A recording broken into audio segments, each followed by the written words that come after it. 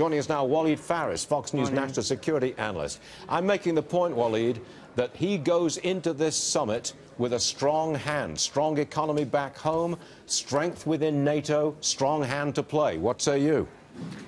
I think very much so. I think that on the one hand, the president is going to meet with the Russian president, having achieved many things. Number one, he had met with NATO. He had withdrawn from the Iran deal. He had modified the situation in Syria.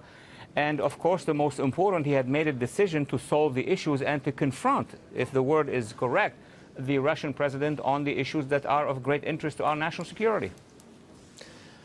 Sorry, I just lost contact there. Well, you know what? Walid is making a good point about what the issue is.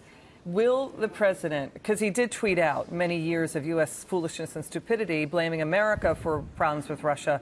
It's really Russia's annexation of Crimea, the support of the Ukraine rebels, the support of the Assad regime, not cited in that tweet, and the nerve agent poisonings in England. That the British government says the Kremlin was behind. So those are the types of issues the president will have to field at this press conference coming up. Walid, let me ask you this in connection with Russian meddling. That seems to be the issue which is really setting this press conference on fire, or it will when it begins.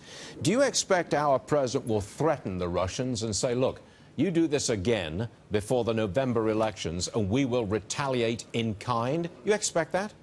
I do expect that, yes, absolutely. And he actually did it on a different scale with allies of Russia. Remember what he told Assad, and when Assad used the chemical weapons, what did we do? We actually did a good strike. Of course, this is different with Russia, but we have methods, and I am sure that the president is going to communicate with President Putin on this issue and making it very clear. Now, what is more complicated is our president asking President Putin, why are you doing this? What are you getting? Is it because of our bad relationship? Let's fix our bad relationship and make it into a good relationship, but at the same time, we have red lines. You cannot cross these red lines. Do you think that the president should take a strong approach to the Russians on meddling and say, don't do it again, and if you do, we'll hit you? He will have to. I mean, this is his character to begin with, but I don't take this as a part of political science. But as a U.S. president, he will have to. But at the same time, that file should not obstruct the other files. That's the skills of a president of the United States, whomever is in the White House, meaning he will have to talk about Syria, stop that war in Syria. He will have to talk about the Iran deal, the Iran behavior, and ask the president of Russia to put pressure on Iran. So they are both responsible almost for the security of the planet. So they need to be responsible in terms of finding those solutions. No meddling at all. Otherwise, there will be action. But at the same time, let's resolve all other issues. Got it.